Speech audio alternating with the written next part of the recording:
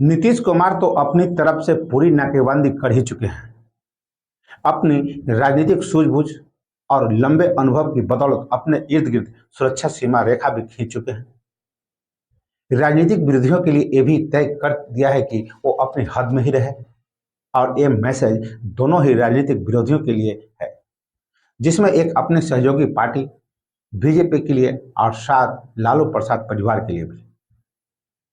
तो सबसे पहले नमस्कार, आप देख रहे हैं न्यूज़ और मैं आपके साथ विपिन।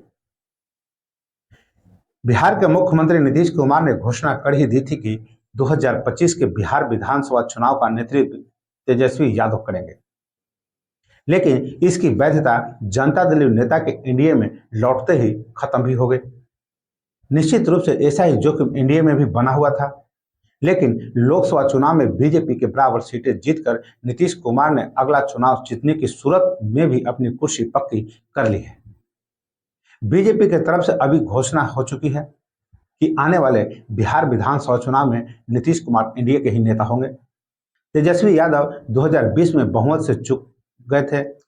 विधानसभा में सीटें तो सबसे ज्यादा मिली थी, लेकिन बहुमत के लिए नंबर थोड़े कम पड़ गए थे। एक समय ऐसा भी आया कि जातिगत गणना के नाम पर तेजस्वी यादव और नीतीश कुमार एक साथ हो गए और करीब 1.25 साल तक साथ रहे और अब अलग हो गए। अब तो यह समझा जा रहा है कि अगले बिहार विधानसभा चुनाव में भी लोकसभा की तरह दो राजनीतिक गठबंधन आमने सामने होंगे, लेकिन अब एक तीसरे प्लेयर की भी एंट्री हो चुका है, ऐलान कर दिया है। बिहार सहित पूरे देश में चुनाव रणनीति के मामले में चमत्कार दिखा चुके प्रशांत किशोर भी इस बार खुद चुनाव मैदान में उतरने वाले हैं। 2 अक्टूबर को जन स्वराज यात्रा के 2 साल पूरे होने के मौके पर प्रशांत किशोर राजनीतिक पार्टी बनाने की घोषणा करने वाले हैं। प्रशांत किशोर का दावा है कि जन स्वराज के राजनीतिक दल के गठन के लिए बिहार के 1 करोड़ लोग इकट्ठा होंगे। प्रशांत किशोर का दावा है कि देश के राजनीतिक इतिहास में ऐसा पहली बार होगा कि 1 करोड़ लोग मिलकर एक राजनीतिक दल बना रहे हैं।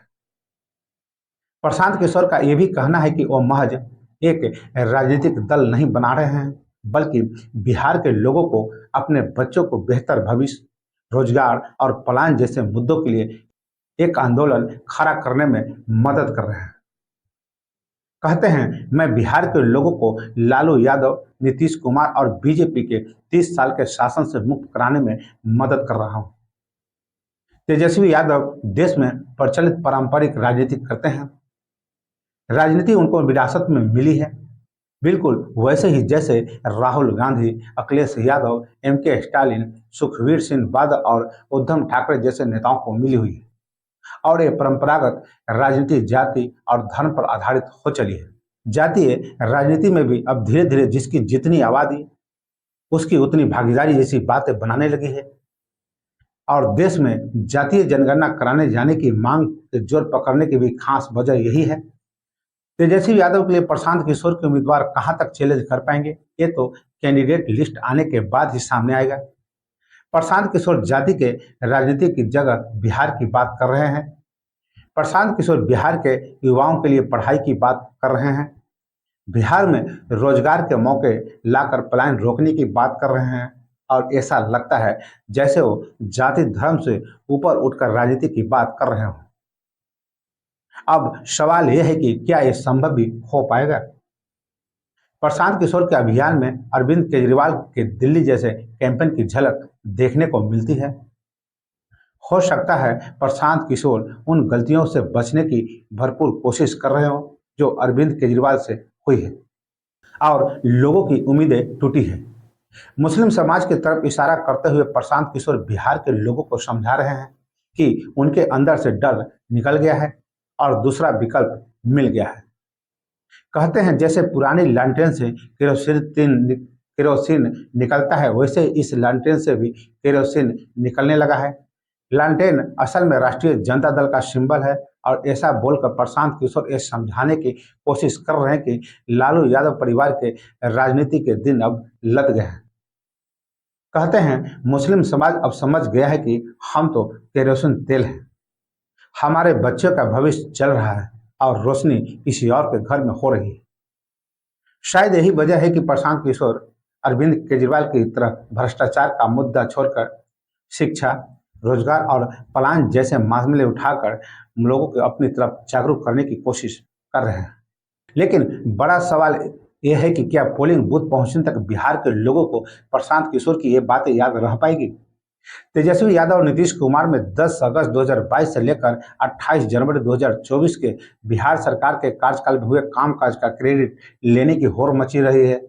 बाकी काम तो अपनी जगह है, लेकिन बिहार के युवाओं को नौकरियां देने और जातिगत गणना कराने पर दोनों पक्षों में बुरी तरह ठनी हुई है।